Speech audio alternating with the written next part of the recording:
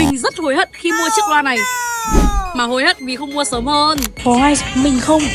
Lúc ra công viên hay quán cà phê, chỉ muốn nghe một bài nhạc chill, mà cắm tai nghe thì bí tai, bật loa bluetooth thì loay hoay mãi không kết nối được. Cho đến khi mình tìm được thứ này. Nhìn thì chỉ giống một chiếc giá đỡ điện thoại bình thường thôi đúng không? Tuy nhiên khi bạn đặt điện thoại vào như thế này thì loa sẽ được phát lớn hẳn lên. Không cần bluetooth, không cần kết nối dây, không cần app. Cảm giác nghe nhạc ngoài trời không bị dính tai mà vẫn riêng tư dễ chịu.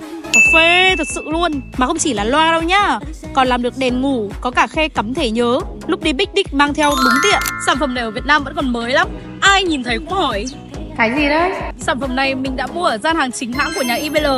Ai mà thích chill, nhẹ, gọn, tiện thì thử em này nhá. Dùng rồi mới thấy đáng tiền cực kỳ luôn. Trồng